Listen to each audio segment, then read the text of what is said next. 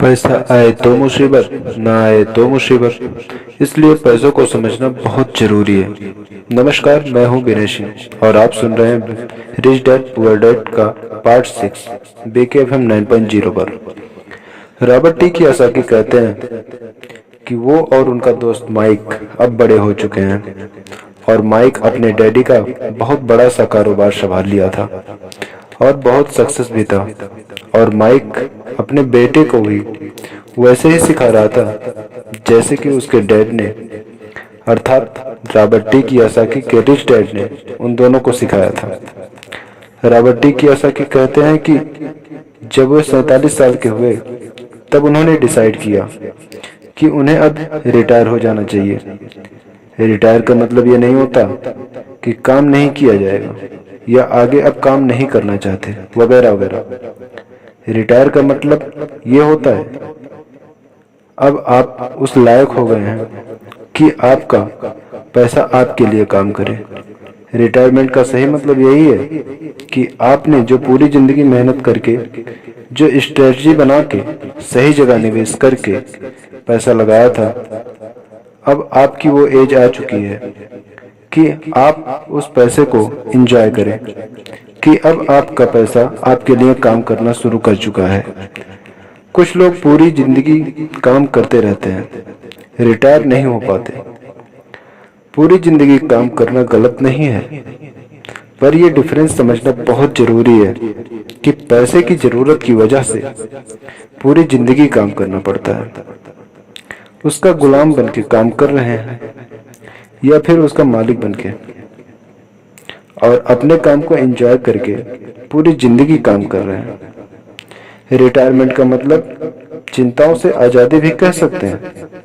इसका मतलब यह है कि पैसा अगर सही तरीके से खर्च किया जाए, पैसे को सही तरह से मैनेज किया जाए,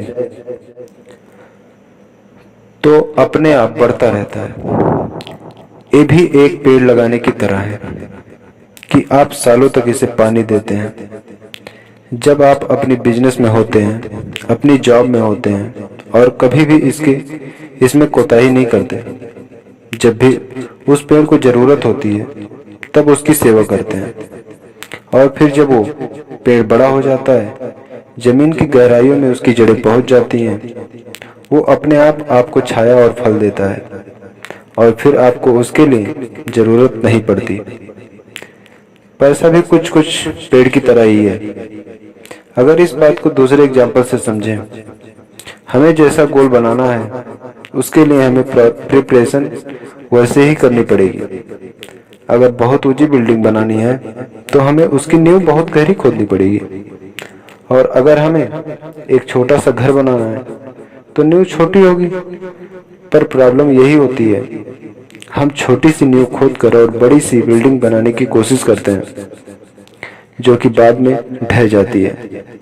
तो जरूरी क्या है? पैसे को समझना, पैसे को संभालना।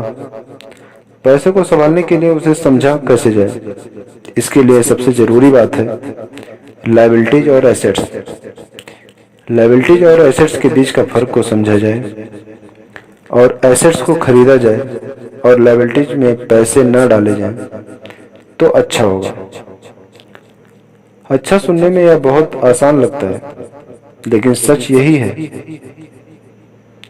कि ये आपको अमीर बनने में बहुत मदद करेगा। लेकिन अगर ये इतना ही सिंपल है तो हर कोई इसे सोचता क्यों नहीं? लोगों को लगता है कि लायबिलिटीज और एसेट्स के बीच के फर्क को जानते हैं। लायबिलिटीज और एसेट्स के बीच का जो बारीकी सा फर्क है वही लोगों को नहीं पता। तो चलिए इसके बारे में डिटेल से पता कर लेते हैं। लायबिलिटीज और एसेट्स क्या है? लायबिलिटीज वो हैं जहां से आपको पैसा कभी नहीं आएगा, उल्टे आपको उसमें और पैसे डालने पड़ेंगे।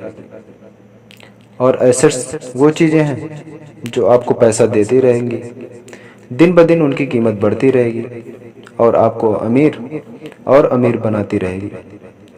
इसको अगर इनकम और एक्सपेंस के टर्म में समझें तो और आसान होगा।